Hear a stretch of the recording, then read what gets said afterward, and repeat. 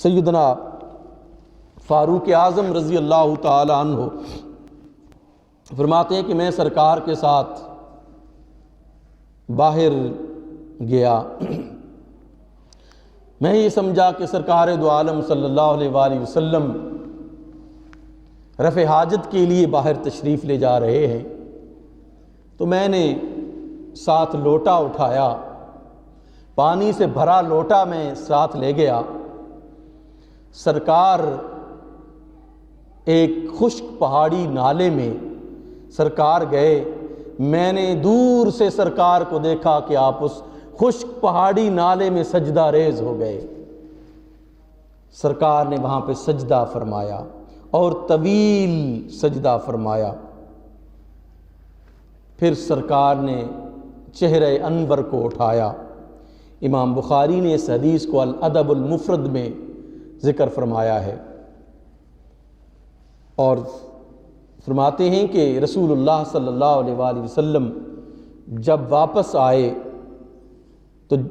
جبریل امین کی نزول کا مژدہ سنایا، مجھے بتایا کہ رسول کریم صلی اللہ علیہ وآلہ وسلم نے کہ جبریل امین آئے تھے۔ عرض کیا سرکار کیا کہتے تھے جبریل امین؟ آپ نے فرمایا کہ جبریل امین نے مجھے اللہ کا حکم ارشاد فرمایا ہے کہ اے نبی دو عالم، من صلی علیک واحدتاً، جو ایک دفعہ آپ پر درود بھیجے گا، صلی اللہ علیہ عشراً، اللہ 10 دفعہ اس پر درود بھیجے گا، ورفعہ 10 درجات، اور 10 درجات اس کے بلند کرے گا، 10 درجات اس کے بلند کرے گا جو آپ پر ایک دفعہ درود بھیجے گا۔ 10 دفعہ اللہ اس پر سلامتی نازل فرمائے گا، 10 دفعہ اللہ اس پر رحمت نازل فرمائے گا، اور اس کے 10 درجات کو اللہ سبحانہ و تعالی بلند فرمائے گا جو ایک دفعہ درود پڑھے گا۔ حضرت امامہ باہلی رضی اللہ تعالیٰ عنہ، یہ سب حدیث میں آپ کو احادیث سنا رہا ہوں کہ رسول اللہ صلی اللہ علیہ وآلہ وسلم کے ساتھ اللہ سبحانہ و تعالیٰ نے ہمیں جو حکم ارشاد فرمایا ہے، یہ رسول کی درجات کی بلندی کے لیے نہیں، اپنی زندگی کو استوار کرنے کے لیے یہ حکم ارشاد فرمایا ہے۔ یہ رسول کی آخرت کو درست کرنے کے لیے نہیں، امت کی آخرت کو درست کرنے کے لیے اللہ سبحانہ و تعالیٰ نے ہمیں درود کا حکم ارشاد فرمایا ہے۔ وہ رسول تو شافع یوم محشر ہے، وہ تو دوسروں کو بخشوانے والے ہیں۔ ہم کس منہ سے کہہ سکتے ہیں کہ اے اللہ تو نبی پر درود بھیج یا نبی پر رحمت بھیج؟ وہ تو رحمت للعالمین ہیں، اللہ نے تو ٹائٹل انہیں عطا فرمایا، وما ارسلناک الا رحمتا للعالمین، جہان والوں کے لیے درود بھیجنا ہمارا پیمانہ دارت جو صبح سے لے کر شام تک اور شام سے لے کر صبح تک گناہوں میں اٹے ہوئے لوگ ہیں، ان کا درود بھیجنا نبی کو کیا فائدہ دے سکتا ہے؟ نہیں، اللہ نے جو درود پڑھنے کا حکم ارشاد فرمایا ہے وہ امت کی فلاح کے لیے فرمایا ہے، امت کو برکت کے حصول کے لیے فرمایا ہے، امت کے گناہوں کو بخشنے کے لیے فرمایا ہے، امت کو شافع یوم محشر میں نبی کی شفاعت کا حقدار بننے کے لیے فرمایا ہے، اور کوئی مقصد نہیں ہے۔ نبی پاک صلی اللہ علیہ وآلہ وسلم کو تو اللہ نے یہ ارشاد فرمایا کہ میں 1/3 امت کو بغیر حساب کے بخشواؤں گا، اور میری امت کو تو کبائر کا ارتکاب کرنے والے، گناہوں کے کبائر کا ارتکاب کرنے والوں کے لیے اللہ نے مجھے یہ اذن عطا فرمایا ہے کہ میں ان کی شفاعت کروں گا جو بڑے گناہگار ہوں گے امت کے۔ تو اس شافع یوم محشر کو درود کی کیا ضرورت ہے؟ اللہ نے ہماری بگڑی کو بنانے کے لیے، ہمارے گناہوں پر اپنی رحمت کی لکیر پھیرنے کے لیے یہ حکم ارشاد فرمایا ہے۔ اس لیے ذرا غور کیجئے ان احادیث پر، اللہ سبحانہ و تعالیٰ نے یہ جو حکم ہمیں ارشاد فرمایا ہے درود بھیجنے کا۔ حضرت امامہ باہلی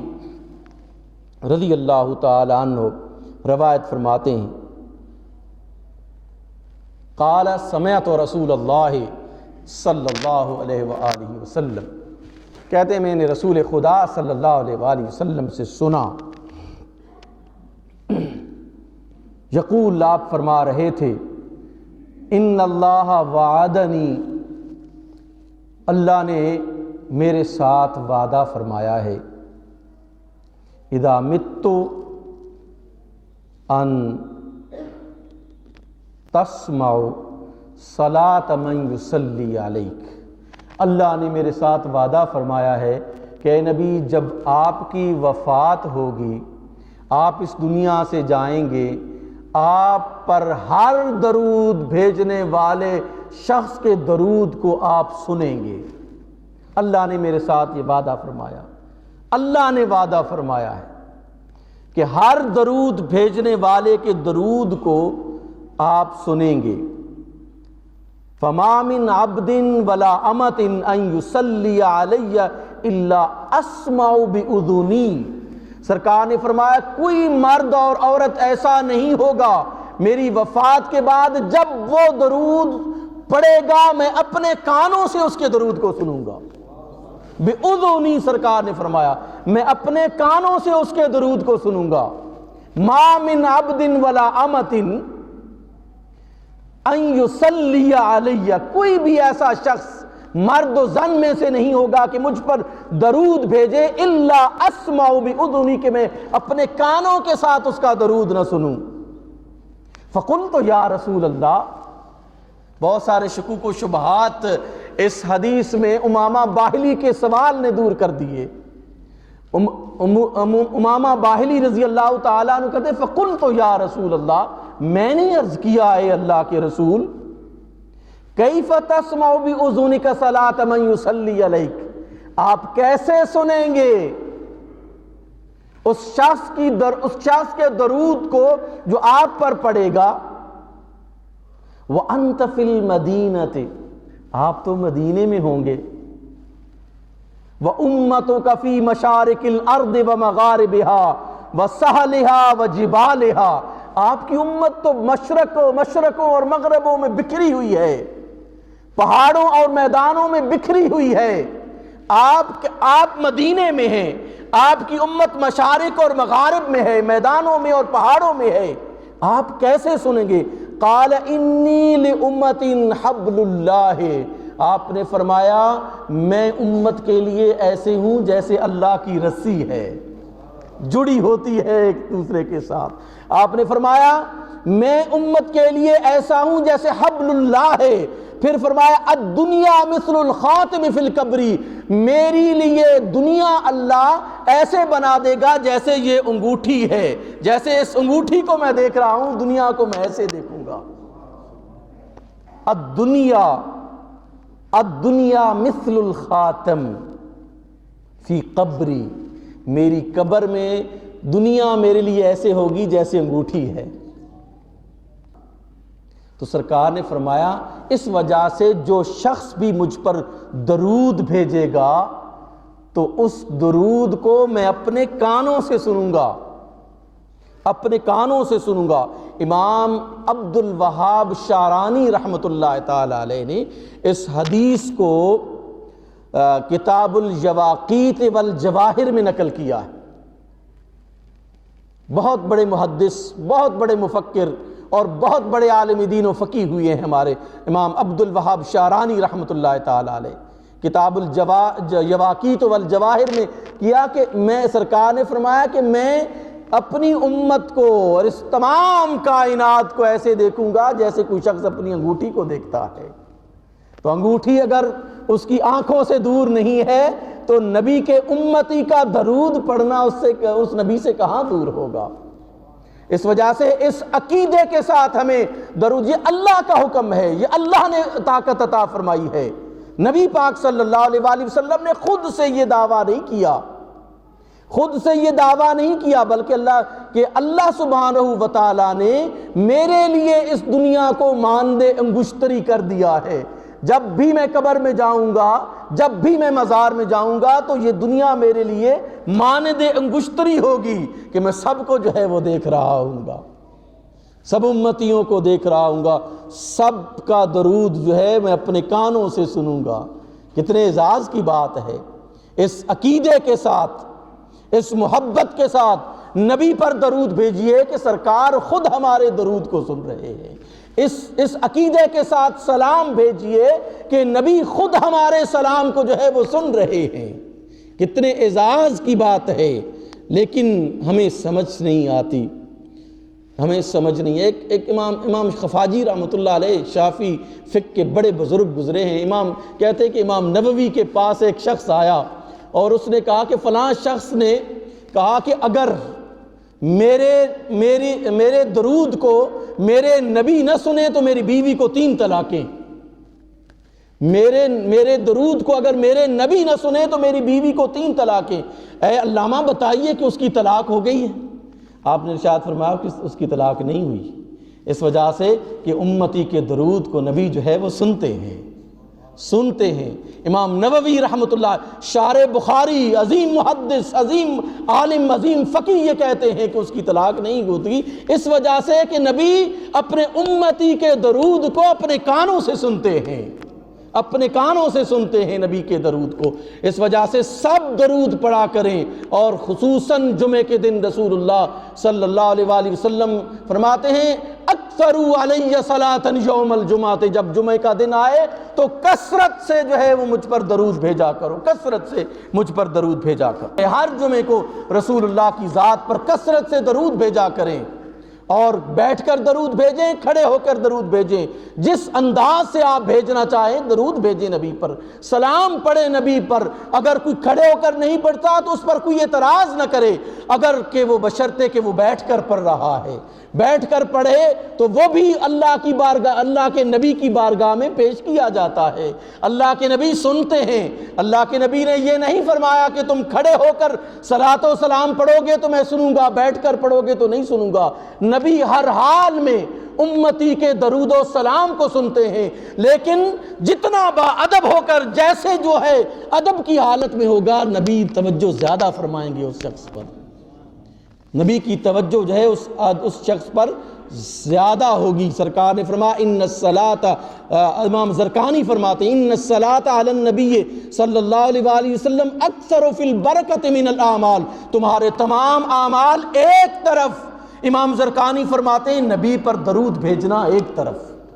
تمہارے تمام اعمال ایک طرف، نبی پر درود بھیجنا ایک طرف، وَأَفْضَلِهَا، تمہارے تمام اعمال کی فضیلتیں ایک طرف، نبی پر درود بھیجنا ایک طرف، وَأَنْفَعُ مَا فِي الدُّنْيَا وَالْآخِرَةِ، اور تمہارے اعمال کا دنیا اور آخرت میں نفع ایک طرف، نبی پر درود بھیجنا ایک طرف۔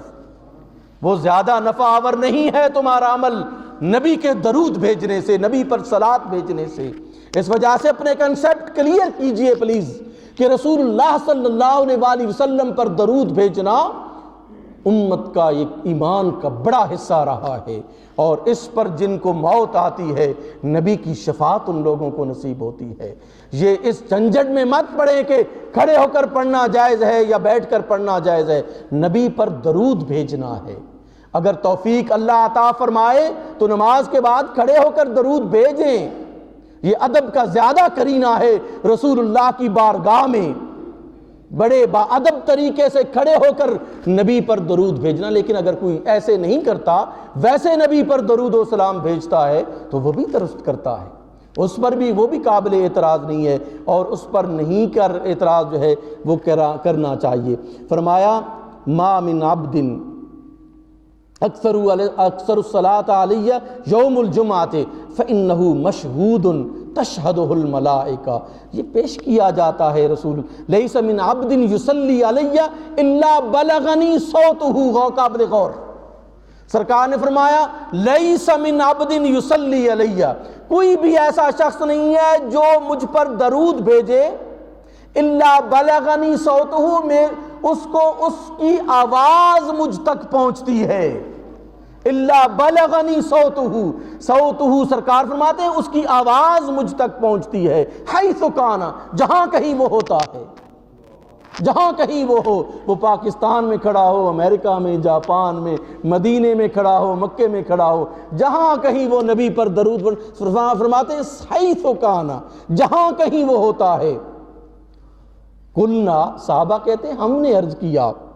وبعد وفاتک یا رسول اللہ، اے اللہ کے رسول آپ کی وفات کے بعد بھی ایسا ہوگا؟ وقال بعد وفاتی، سرکار نے فرمایا ہاں میری وفات کے بعد بھی ایسا ہوگا۔ پھر فرمایا ان اللہ حرم علی الارض ان تأکل اجساد الانبیاء، اللہ نے مٹی پر حرام قرار دیا ہے کہ وہ انبیاء کے جسموں کو کھائیں، چھیڑ نہیں سکتی۔ فنبی اللہ حی یرزق، اللہ کا ہر نبی اپنے مزار میں زندہ ہوتا ہے، اللہ انہیں رزق عطا فرماتا ہے۔ اس لیے فرمایا کہ تم جہاں کہیں کھڑے ہو کر، بیٹھ کر، چل کر، پھر کر، جیسے تم مجھ پر درود بھیجو گے تمہاری آواز مجھ تک پہنچے گی، تمہارے درود و سلام کی آواز مجھ تک پہنچے گی۔ یہ حقیقت ہے کہ لوگ جب اس سیرت کا مطالعہ کرتے ہیں تو پھر وہ کتنے ہی کیوں نہ دشمن ہوں، وہ گیرٹ ولڈر کا دوست کیوں نہ ہو، جب وہ اس حقیقت کا مطالعہ کرے گا تو پھر اس کے سامنے کوئی چارہ نہیں ہوگا، وہ ضرور بضرور اسلام قبول کرے گا۔ دشمن بھی نبی کی طرف آتے ہیں، نبی پاک صلی اللہ علیہ وآلہ وسلم کی عزت، تکریم اور مقام اور مرتبے کی وجہ سے۔ اللہ سبحانہ و تعالی ہمیں کثرت کے ساتھ نبی پر درود بھیجنے کی توفیق نصیب فرمائے۔ وما علینا الا البلاغ المبین۔